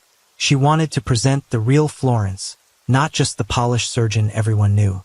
The first few days brought some interest, but none of it felt right. Two of the first men were much older, in their 60s, clearly not what she sought. The other three seemed interested only in fleeting moments, not the serious connection she desired. The disappointment was strong enough that Florence nearly deleted the app, ready to close the chapter before it really began. Then a message appeared that changed everything. It was simple and clever. "Hey, I see you're a surgeon, so can you fix my heart?" It was from Steve Perry, a man who carried himself with quiet confidence and style. He wasn't flashy, but there was something genuine in his words that made Florence pause. They started talking, first with messages, then phone calls, then hours of conversation. Steve's warmth, humor, and sincerity slowly chipped away at Florence's guarded heart. She found herself smiling more and feeling lighter than she had in years. Their first date was a moment Florence hadn't expected to feel so deeply. Nervousness mixed with excitement as she prepared. When they met, there was an ease between them that felt natural, like old friends reconnecting. Florence blushed and laughed like a teenager, caught off guard by how much she enjoyed the evening. Steve was kind and attentive, and Florence sensed a quiet strength beneath his charm. That night planted a seed of hope, a feeling that maybe love could come again. As the weeks passed, Florence and Steve's conversations deepened. They shared stories, fears, and dreams. The connection grew intense and frequent. Texts in the morning, calls at night, video chats that lasted for hours. Florence felt a renewed sense of possibility, but the biggest question remained: how would Stephanie react? 2 months after their first date, Florence decided it was time for Steve to meet Stephanie. The day was filled with nervous anticipation. Florence hoped for acceptance, feared rejection, but when Stephanie and Steve met, something shifted immediately. The teenagers smiled freely for the first time in a long while. Their bond was instant, filled with laughter and genuine connection. Seeing that brought Florence a deep relief. It was more than she had hoped for, a sign that this relationship could truly be a family. From there, their relationship grew stronger, more intertwined with daily life. Steve stepped into roles both visible and quiet, offering support and companionship. Florence began to allow herself to believe in a future with Steve, and Stephanie's warmth toward him was a hopeful sign of what could be. After months of growing closeness, they decided to marry. The wedding was a reflection of their journey, intimate, elegant, filled with family and friends who supported them. Florence chose simplicity with beauty, wanting the day to focus on love and commitment rather than spectacle. Stephanie stood proudly by her mother's side, beaming with happiness. The ceremony was a new beginning, a fresh chapter filled with promise. After the ceremony, Florence and Steve spent 2 weeks on their honeymoon. It was a time of rest, joy, and discovery.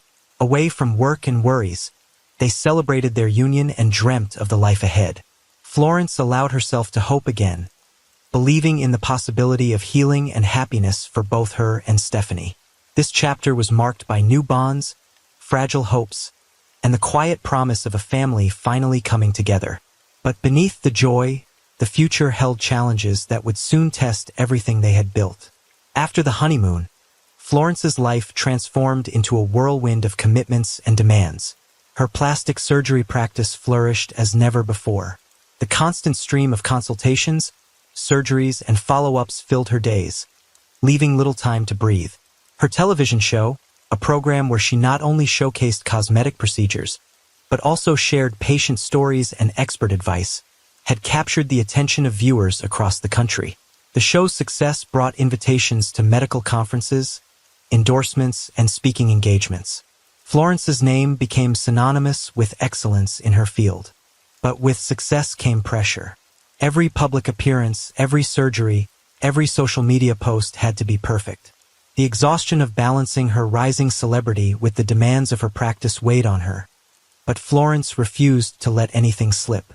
Behind the scenes, she juggled a never-ending stream of emails, phone calls, and meetings that spilled into her nights and weekends.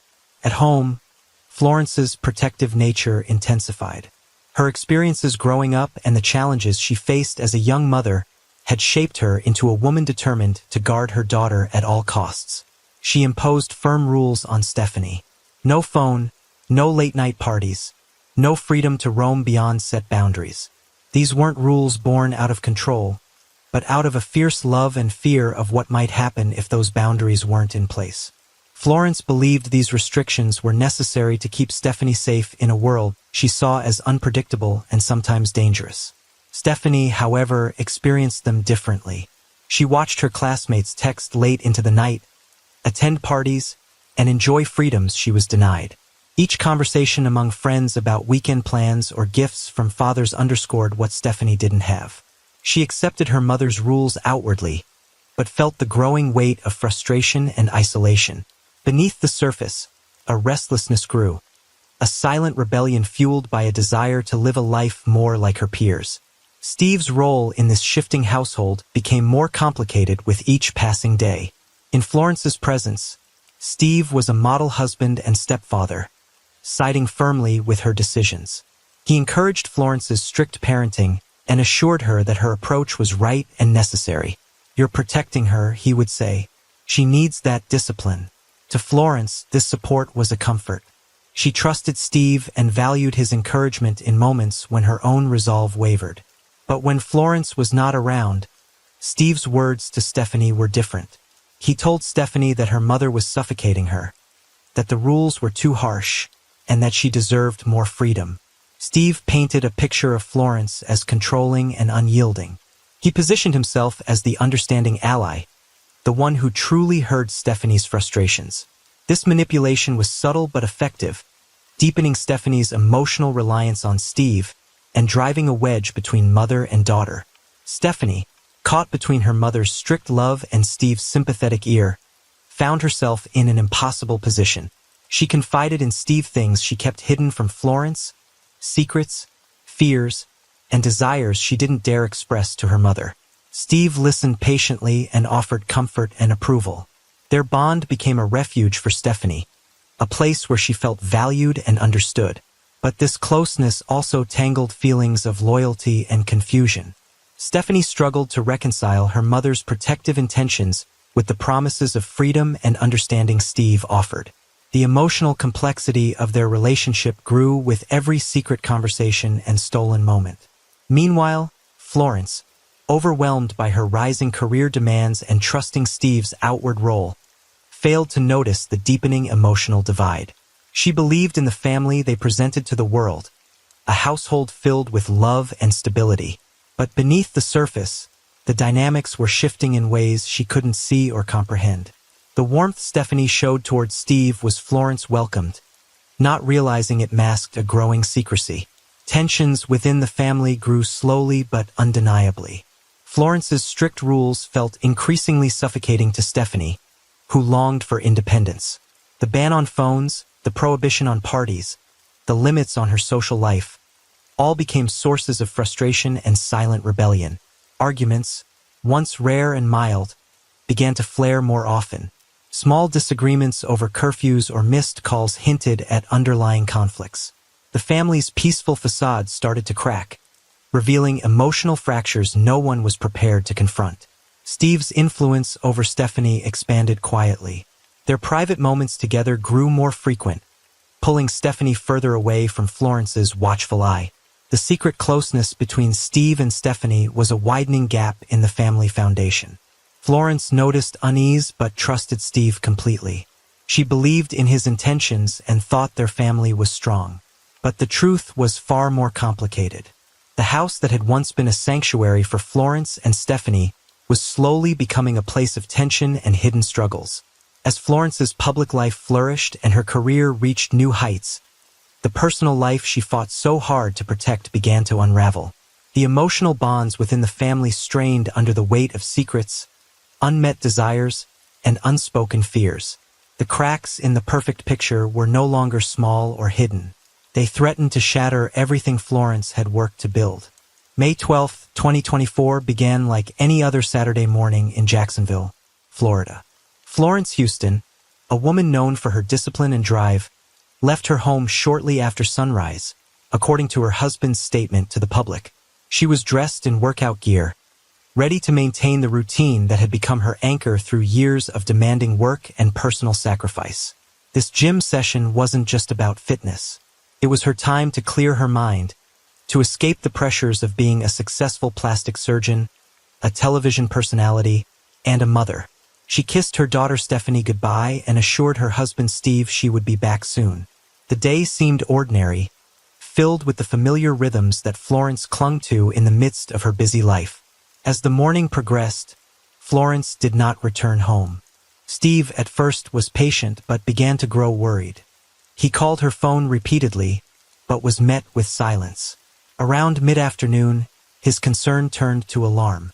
Unable to reach Florence or locate her, he took the decisive and distressing step of contacting the Jacksonville Police Department to report her missing. When the officers arrived, Steve presented himself as the grieving husband every community expects to see in such moments. His voice trembled with emotion as he recounted Florence's morning departure, emphasizing her routine trip to the gym.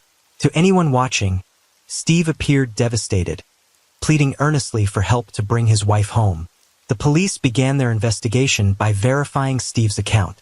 The first step was to check the gym Florence claimed to have visited. Officers requested attendance logs and security camera footage from the facility covering the entire Saturday morning. The results were startling. Florence Houston's name was absent from the electronic check-in records. Cameras showed no one matching her description entering or leaving the gym that day. This revelation sent a ripple of doubt through the investigation. If Florence never arrived at the gym, where was she? Why had Steve reported that she had gone there? Detectives widened their search beyond the gym. They canvassed the neighborhood, reviewing surveillance footage from nearby businesses, streets, and traffic intersections. Each camera failed to capture any sign of Florence's presence. Her phone records deepened the mystery further. There was no activity after she left home. The silence was deafening. It was as if Florence had vanished without leaving a trace. The police shifted focus to Florence's recent contacts and relationships, looking for any hint of conflict or threat. Interviews with friends, colleagues, and associates revealed a woman respected and well-liked with no apparent enemies or recent disputes. Florence's professional reputation was spotless, her personal life seemingly stable. Yet investigators knew that appearances could be deceiving. They meticulously examined every connection, every phone call, every text message in the days leading up to her disappearance. Nothing suggested a reason for her sudden vanishing. Attention turned to Steve. The police conducted thorough background checks, confirming his statements and looking for inconsistencies. On paper, Steve appeared normal, no criminal record, a history of steady employment, and no known history of violence. He cooperated fully with the investigation, answering questions and providing access to his personal devices and records. Publicly, he maintained the image of the distraught husband, often seen pleading for help, his face marked by grief. Yet, as officers delved deeper, small details didn't align as neatly as Steve's story suggested. Neighbors and family members were interviewed extensively. They described Steve as a devoted husband, deeply affected by Florence's disappearance. His grief appeared genuine, his calls for assistance heartfelt. But some noticed subtle changes, moments where Steve seemed withdrawn or guarded, times when his sorrow felt rehearsed rather than raw.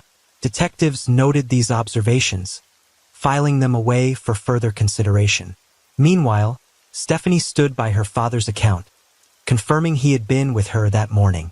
Her calm demeanor and consistency lent weight to the narrative Steve presented. Police approached her carefully, understanding the emotional weight the teenager carried. Yet even as they gathered these testimonies, the contradiction of Florence's absence from the gym hung over the case like a question that refused to be answered. With every hour that passed, the community's anxiety grew. The local news picked up the story, sharing Florence's disappearance with a public eager for answers.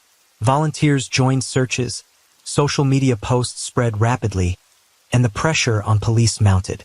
The investigation shifted from a routine missing persons case to something far more urgent and complex. Steve continued to appear publicly as the grieving husband, his face etched with sorrow, his voice shaking as he called for Florence's return. To many, he was a man shattered by loss, but the police were not yet convinced. The missing gym records, the silent phone, the lack of sightings, it all pointed to something more. Behind the scenes, detectives worked tirelessly, piecing together fragments of evidence and chasing leads that seemed to vanish as quickly as Florence herself. Questions swirled in every direction. If Florence hadn't gone to the gym, where was she? Who had last seen her? Was someone hiding the truth? And most hauntingly of all, could the man who reported her missing be hiding secrets of his own? The mystery of Florence Houston's disappearance deepened with each passing day. The police knew time was critical, but answers remained just beyond their grasp. What had happened on that quiet Saturday morning was a puzzle with pieces that refused to fit, and the search for the truth was only just beginning.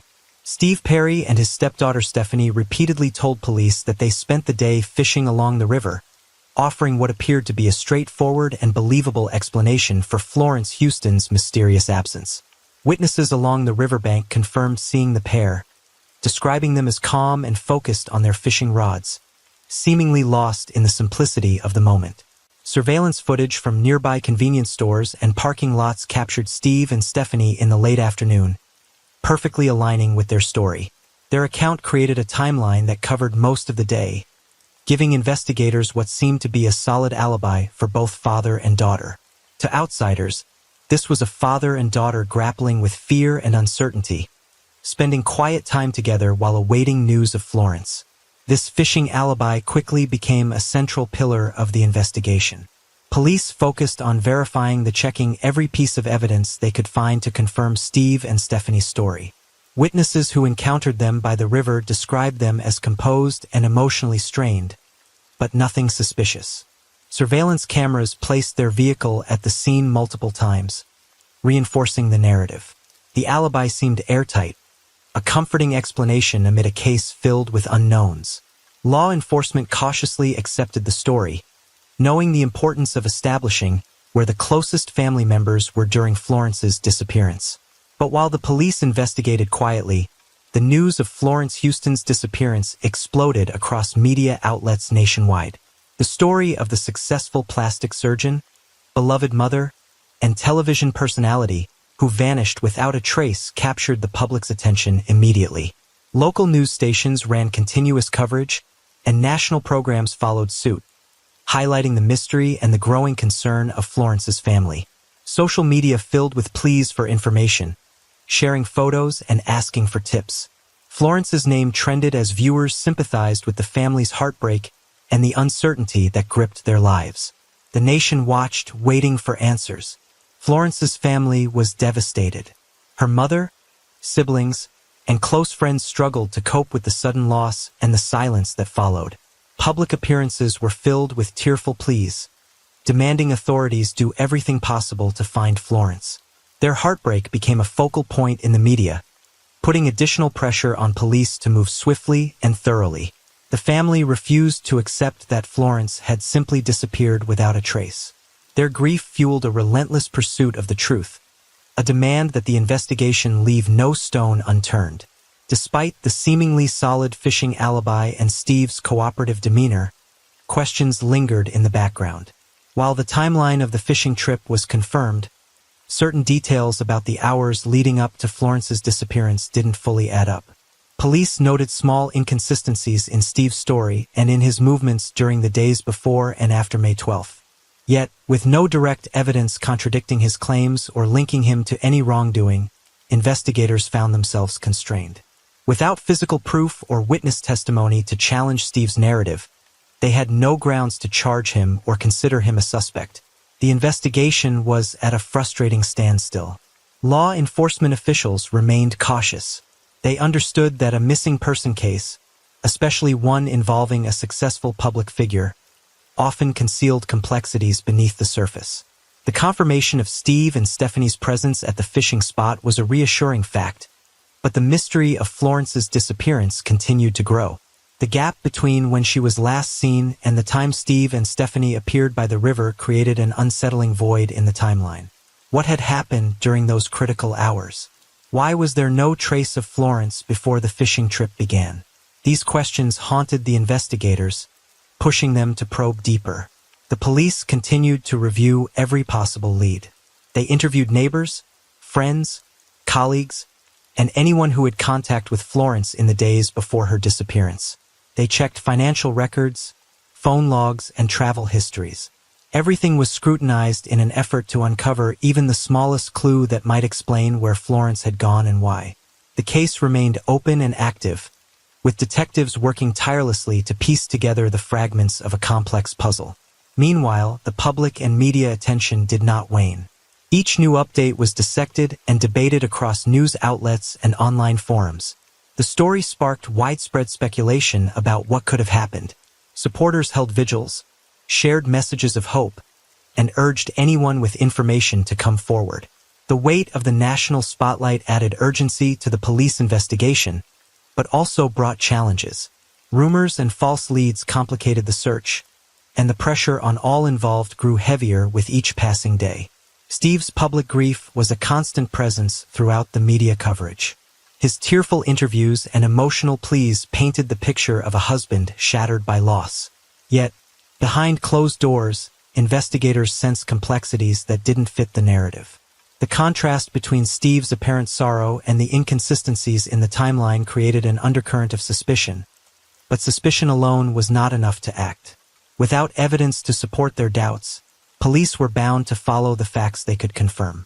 Florence Houston's disappearance became a case marked by heartbreak, unanswered questions, and mounting tension. The fishing alibi, confirmed by witnesses and cameras, stood as a rare piece of certainty in an otherwise baffling mystery. But beneath that certainty lay a fog of confusion. The true story of what happened to Florence remained hidden, locked away behind a veil of silence and unanswered questions. The investigation was far from over, and the search for the truth continued, driven by the desperate hope of a family and a community that refused to give up. On June 10, 2024, nearly a month after Florence vanished without a trace, the Jacksonville Police Department received an unexpected call from an insurance company. Steve Perry had just cashed out a $250,000 life insurance policy taken out on Florence's life. The news sent ripples through the investigation. To the authorities, the timing was alarming. Such a substantial sum, withdrawn so soon after Florence's disappearance, raised serious questions about Steve's motives and his possible involvement in the case. The police immediately flagged the transaction and began to dig deeper into Steve's financial and personal background. For weeks, Steve had maintained the image of the grieving husband, pleading with the public and authorities to find his wife. Yet this sudden cash-out painted a different picture. It suggested that Steve might have been preparing for a future without Florence, fueling suspicion and distrust. Detectives wondered if the insurance money was a payoff, a motive for foul play, or even part of a larger plan. Questions swirled. Had Steve anticipated Florence's disappearance? Was the money a reward for silence or complicity? The police knew they had to find out. As the investigation unfolded, officers uncovered unsettling details about Steve's past. A criminal record emerged, revealing offenses from years before, ranging from minor theft to more serious charges. This background contrasted sharply with the persona Steve had presented since Florence's disappearance. Further digging revealed a troubled upbringing. Steve's mother had struggled with drug addiction, and he had grown up in an unstable household marked by neglect and hardship. The police speculated about how this past might have influenced his actions and character, considering whether it played a role in the unfolding mystery. But it wasn't just Steve's history that raised eyebrows. The police also uncovered suspicious purchases made in the weeks leading up to Florence's disappearance. Receipts and surveillance footage showed Steve buying a deadly poison at a local supermarket, a substance not typically found in an ordinary household. Alongside this, he purchased specialized saws, knives, and heavy-duty disposable bags. These items, when taken together, suggested a chilling intent. Investigators considered the possibility that these purchases were connected to a plan to harm Florence, cover up a crime, or dispose of evidence. The discovery of these purchases shifted the investigation dramatically. What had once been a baffling disappearance now hinted at premeditation. The police began to view Steve not just as a grieving husband, but as a suspect with motive, means, and opportunity. The insurance cash-out became a critical piece of the puzzle, a potential reward tied directly to Florence's fate. Over the 2 weeks prior to the cash-out, police noticed something else. Steve had gradually withdrawn from the investigation. The desperate husband who once appeared at every press conference and search party who begged for help to find Florence was no longer visibly grieving or involved. Was he merely exhausted by the strain, or was this sudden detachment part of a deeper plan? Was his earlier sorrow genuine, or a carefully constructed act to mislead investigators and the public? These questions added another layer of suspicion to Steve's behavior. Steve's past and his recent actions painted a complex and troubling portrait. A man with a difficult childhood and a criminal record, now suddenly in possession of a large sum of money linked to his missing wife, and caught on camera buying items that suggested sinister plans. The police moved quickly, monitoring Steve's movements, interviewing those around him, and following every lead. Throughout it all, the community watched closely, their faith in Steve wavering as the facts emerged. Florence's family, still grieving and desperate for justice, felt both vindicated and horrified by the new developments. The case had taken a sharp turn from a simple missing persons investigation to a hunt for answers about possible betrayal and violence. The insurance cash-out was more than a financial transaction. It was a symbol of everything that was wrong in the story. It forced the police to confront uncomfortable truths and reconsider everything they thought they knew. As the investigation deepened, the hope of finding Florence alive grew fainter, replaced by the grim reality that the answers might be darker than anyone imagined. Stephanie was questioned again and again. Each session piled pressure on her young shoulders. The police sat across from her, eyes sharp, voices steady but probing. They wanted details: who was where, when, why. Over and over, Stephanie gave the same answer. She and Steve had been fishing all day. The story was clear, simple, and consistent. No contradictions, no slips. Her voice was calm but hollow, revealing none of the turmoil she carried inside. The officers grew frustrated, sensing the surface calm hid a deeper storm. She was only 17, yet she faced intense scrutiny from all sides, caught in the eye of a growing storm she couldn't control. As days turned to weeks, the tension around Stephanie thickened. Police pressed harder, desperate to find a crack in the story. Her repeated insistence on the fishing trip alibi frustrated investigators, but also raised questions. How could a teenager hold so tightly to a narrative that seemed rehearsed, yet so fragile beneath? Stephanie's silence became its own message, a refusal to speak, a shield against forces beyond her control. But no one knew the fear that held her tongue. Behind closed doors, Stephanie's world was unraveling in ways no one could see. Steve's presence in her life shifted from support to control. What once seemed like care turned into something darker: harsh words, cold looks, sharp punishments. The emotional abuse piled up, each incident chipping away at her spirit. When Florence disappeared, the household changed. Steve's moods grew unpredictable, his temper more volatile. Stephanie found herself walking on eggshells, trying to avoid provoking his wrath. The abuse wasn't just emotional. Steve's anger sometimes crossed physical lines. Bruises hidden beneath clothes, trembling hands, stifled cries, signs Stephanie hid from the world. Fear took root deep inside her, growing with every harsh word and every threatening glance. Steve whispered promises laced with threats. He spoke of sharing the $250,000 insurance money, painting a future of freedom and escape, but warned her any betrayal, any word spoken outside, and the consequences would be dire. Stephanie lived in constant terror, trapped between loyalty to a man she both feared and depended on. The weight of the secret and the abuse crushed her, stealing her hope and silencing her pleas for help. Day by day, the burden grew heavier and the walls around her closed in tighter. She was alone in a world that didn't understand the fear behind her calm facade. Then, one day, the pressure became unbearable. Stephanie's resolve cracked and tears poured freely.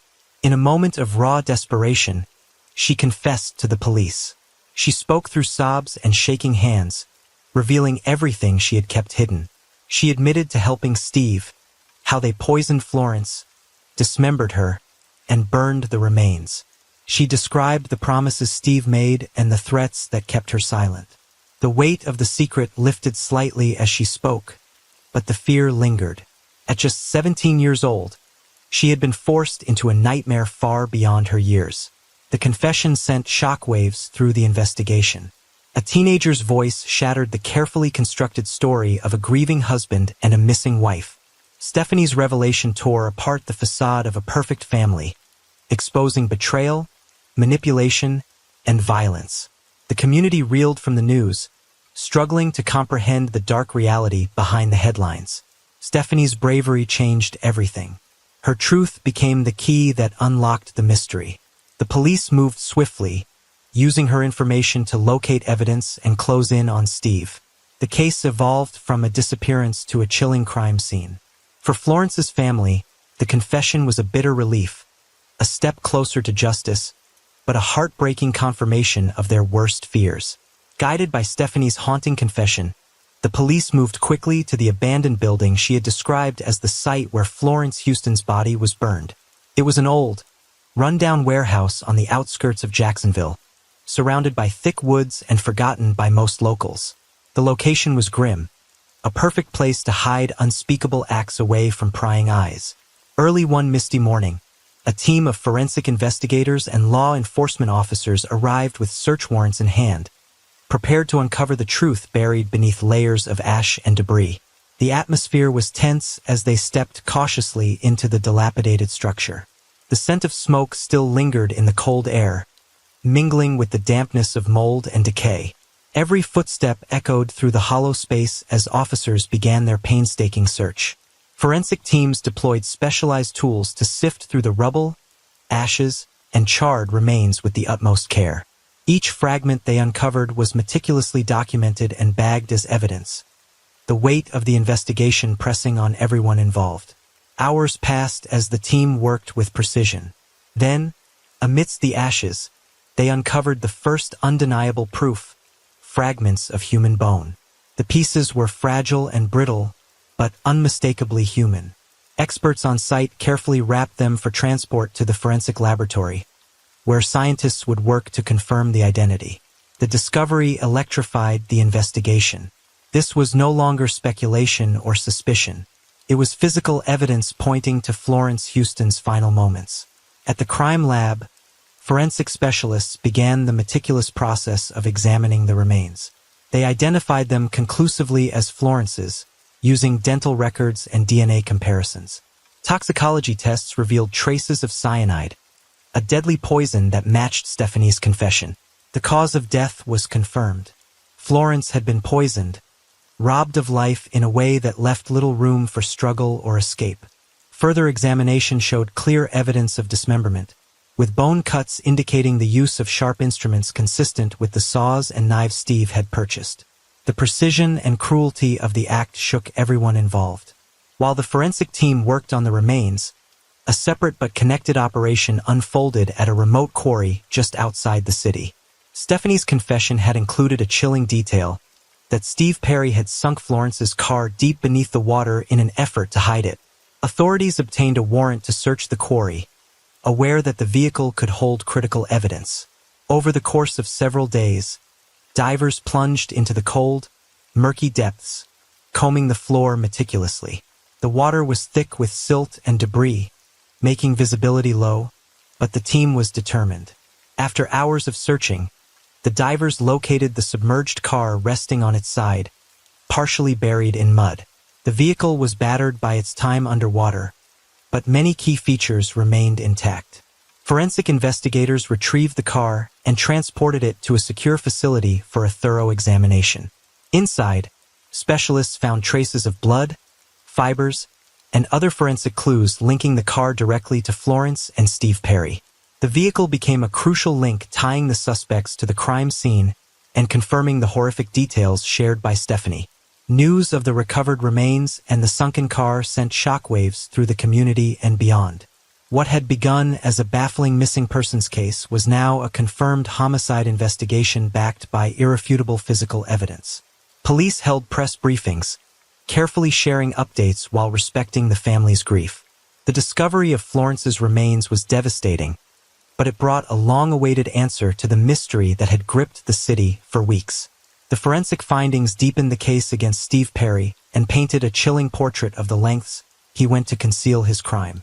The authorities prepared to build their case, knowing that every piece of evidence, from Stephanie's confession to the recovered remains and car, was part of a tightly woven story of betrayal and violence. Yet, despite these breakthroughs, the investigation was far from complete. Police continued to comb through evidence, interview witnesses, and reconstruct the timeline with painstaking detail. Each new discovery added clarity, but also deepened the tragedy. Florence Houston's story had come to a brutal end, and the community mourned a life cut short by the darkest of betrayals. The abandoned building, once a forgotten relic, had become the silent witness to a crime that shattered a family and shocked a nation. As detectives stood amidst the remnants of that place, they felt the weight of their responsibility to uncover every truth, to bring justice for Florence, and to ensure that the secrets buried in those ashes would no longer remain hidden. Steve Perry's arrest came as a sudden and decisive moment in an investigation that had gripped Jacksonville and the nation. After months of growing suspicion and mounting evidence, law enforcement received a critical tip. Steve was attempting to flee the country. Authorities moved swiftly, mobilizing officers at the airport to intercept him before he could board a plane and disappear into the shadows. The operation was silent and efficient. Moments later, Steve was taken into custody without resistance. The click of the handcuffs echoed like a grim punctuation mark on months of deception. As Steve was led away, the public watched with a mix of relief and disbelief. The man who had played the role of the grieving husband, the loving stepfather, was now a convicted murderer facing the full force of justice. Behind closed doors, the investigation transitioned into the courtroom, where the real battle for truth and accountability would unfold. The trial began amid intense media scrutiny and public interest. The courtroom was packed, every seat taken by reporters, family members, and curious citizens eager to witness the proceedings. Prosecutors opened with a powerful statement, painting a vivid picture of betrayal and cold calculation. They described Steve as a man driven by greed, a husband who planned the murder of his wife to claim her insurance money. The prosecution emphasized the manipulation of Stephanie, painting her not as a willing participant, but as a terrified teenager coerced into silence. Stephanie's confession was central to the prosecution's case. The jury heard her voice through recorded testimonies and detailed descriptions of the poisoning, dismemberment, and burning of Florence's body. Forensic experts provided chilling evidence, traces of cyanide, bone fragments, and the recovery of Florence's car from the quarry. Each piece of evidence was laid out meticulously, leaving little room for doubt about the gruesome truth. Steve's defense team responded with a strategy focused on mental health and manipulation. They argued that Steve was under immense psychological distress, overwhelmed by the pressures of his life and relationship. They suggested that Stephanie bore greater responsibility, portraying her as a vulnerable teenager ensnared in a web she could not escape. The defense sought to humanize Steve, presenting him as a man broken by circumstance rather than a cold-blooded killer. The courtroom drama was intense. Witnesses on both sides testified, including family members, friends, forensic specialists, and law enforcement officers. Emotional moments punctuated the trial, tears from Florence's family, the stern faces of jurors weighing every word, and Steve's own reactions to the mounting evidence against him. After days of testimony and legal arguments, the case was handed to the jury. Hours turned into tense waiting as deliberations unfolded behind closed doors. Finally, the verdict was read. Steve Perry was found guilty of first-degree murder. The sentence was severe, 50 years in prison without the possibility of parole, a punishment reflecting the brutality of the crime and the betrayal involved. The courtroom erupted with reactions. Florence's family wept openly, their long quest for justice culminating in this moment.